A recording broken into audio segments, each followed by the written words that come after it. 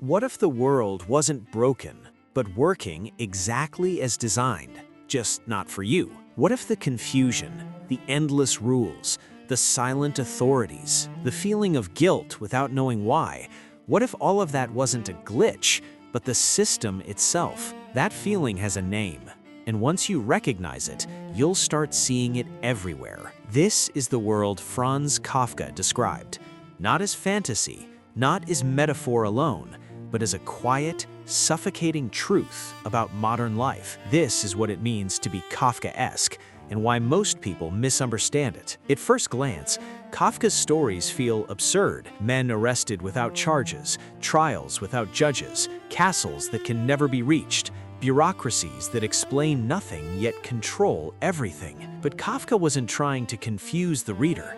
He was trying to mirror something deeply familiar, because Kafkaesque isn't about strange events.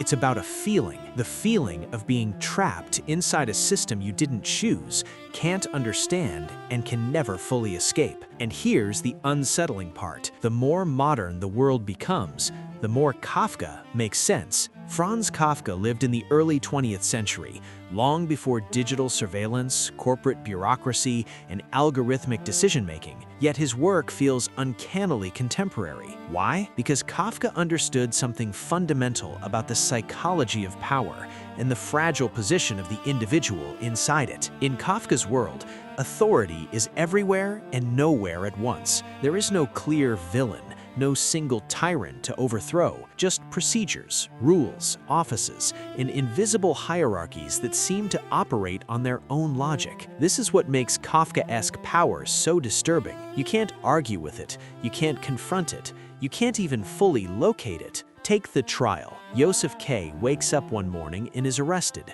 He's not taken to prison, he's not told his crime, he's allowed to go to work. Life continues, except now he's trapped in a legal process that offers no clarity, no timeline, and no hope of resolution. Psychologically, this is devastating. The human mind craves meaning. It can endure pain, loss, even injustice if it knows why. Kafka removes the why, and when meaning disappears, anxiety takes its place. Kafka understood that uncertainty is more psychologically crushing than punishment. Because punishment has boundaries, uncertainty doesn't. This is why Kafkaesque situations feel endless. You're always waiting for approval, for judgment, for explanation, for a door that never opens. And slowly, something else happens. You begin to internalize the system. Kafka's characters don't rebel. They don't burn the castle down. They try harder. They comply more precisely. They blame themselves. This is one of Kafka's most chilling insights. When power becomes opaque, people assume the fault lies within them. If the system doesn't make sense, you conclude that you don't understand enough. If the rules keep changing, you assume you failed to follow them properly. If you feel guilty, you search for a crime. Kafka exposes a psychological trap that modern psychology later confirmed. Humans have a deep bias towards self-blame in the face of uncontrollable systems, and that's where Kafka stops being literature and starts becoming diagnosis. Think about modern life, filling out forms that contradict each other, calling customer service bounced endlessly between departments, algorithms rejecting applications without explanation, being evaluated by metrics you never see, following rules that no one can clearly define, yet everyone enforces. You're told to optimize yourself, improve your profile, adjust your behavior,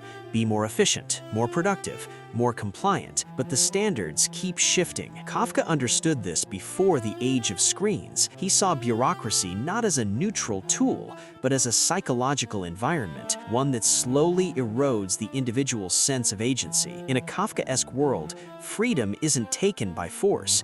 It dissolves quietly. And here's the paradox. The system often claims to serve you. Kafka's authority figures rarely appear cruel. They're polite, procedural, indifferent. This is crucial because cruelty provokes resistance, indifference produces paralysis. Kafka was deeply influenced by existential questions long before existentialism had a name. His characters aren't asking, "How do I win?" They're asking, "What is expected of me?" And worse, Why do I feel guilty just for existing? Kafka's universe suggests a terrifying possibility that guilt is no longer tied to actions, but to being. This aligns with modern psychological findings about shame-based societies, where worth is measured not by morality, but by compliance and performance. You're not wrong because you did something wrong. You're wrong because you failed to fit.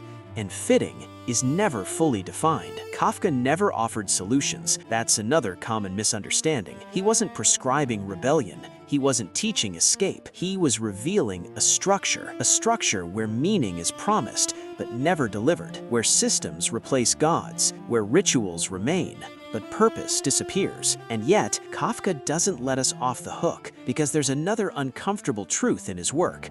We participate willingly. We keep showing up to the trial. We keep climbing the stairs. We keep asking for permission, not because we're weak, but because we're human. The need for order, recognition, and belonging runs deep. Kafka understood that the most effective systems don't need chains.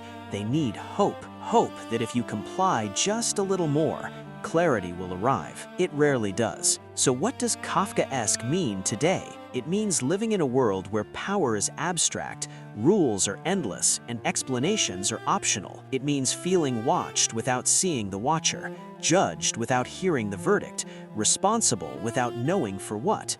It means mistaking confusion for personal failure. And perhaps the most Kafkaesque realization of all is this: the system doesn't need to make sense to function. It only needs you to keep participating. Kafka forces us to confront a question most of us avoid. At what point does adaptation become surrender? He doesn't answer it.